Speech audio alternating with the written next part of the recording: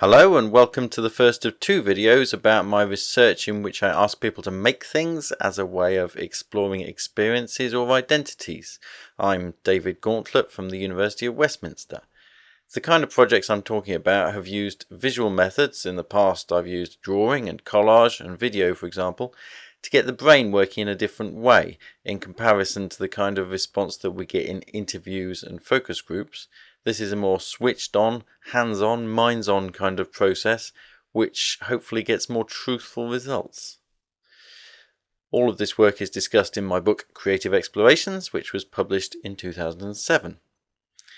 Basically, people are complicated. At any one time, we're thinking about lots of different things.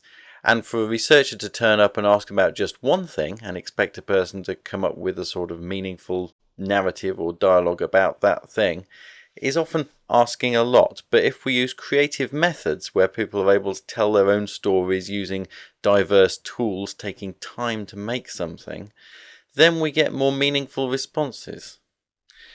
This recognises that we have an embodied experience, as suggested by the French philosopher Merleau-Ponty on the right there. We live our lives in bodies. We experience the world through our body. And so a research process which makes use of the body and gets us using our bodies to make things will perhaps lead to a more realistic kind of response.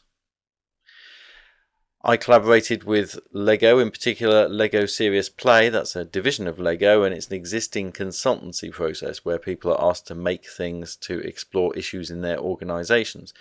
I was using it for social research, however, in collaboration with them. You have to go through a process where people first of all get used to using Lego. Maybe they haven't used it for a long time. Then we get them thinking and building in metaphors. Here, for example, I've said build a creature, and people have spent maybe 5 or 10 minutes building a creature such as this walrus here.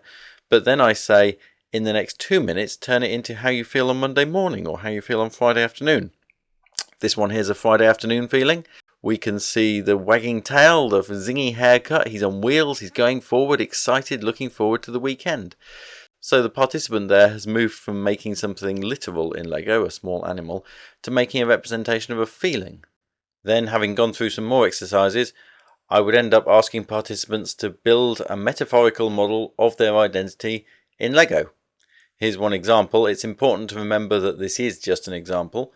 Lego identity model can look pretty much like anything that's made of Lego. For instance, a very closed person might represent themselves as a very closed black box with very few features. This model is more colourful and open. Here are the different parts you can read for yourself. That bit represents love. That bit represents some sense of having some boundaries.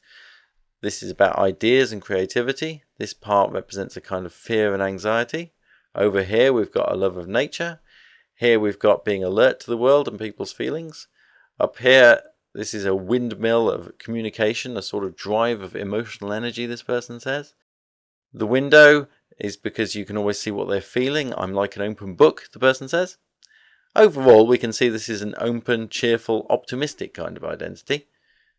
But as I said, this is just one example. Importantly, the process gives people the opportunity to present their identities as a whole. If we were doing this study in language, people would have to present a list. First one thing, then another thing, then another thing. Building a metaphorical model in Lego means that participants could present it all in one go, and participants had a sense of balance. If I've put in one thing, I'll want to put in another thing. If I've put in this, I also want to put in that. In the research, we also asked people to build things that had influenced them and add those to the model. The study was conducted with 79 different people in a number of groups: architects, unemployed people, charity managers, students, art gallery workers, social care workers, Norwegian students, Norwegian academics, some unemployed and low-paid workers in Hackney, and a second group of those, to create a diverse spread of different kinds of people. None of these groups was taken as representing other members of that group, but overall we had a diverse spread of people. Participants typically found the experience of taking part in the study to be quite revealing. To build a model of your identity and then look at it and reflect on it and think about it and share it with others was quite an emotional journey for participants. Here are just some of the models that were produced. In this short video I don't have time to talk you through each of them because each of them is very rich in meanings for the people who have made them, They are really packed with lots of different meaningful emotional elements. This kind of research process could be used to research the experience of anything really, such as life in a school, or on an estate, in a hospital, or the experience of an illness. My particular application was to explore how people think about their self-identities and the place of media in that. The findings from that study are included in the second part of this video, which you can also watch online. You can read more about this kind of work at artlab.org.uk and in the book Creative Explorations, which goes into much more depth. That's the end of this video. Thank you.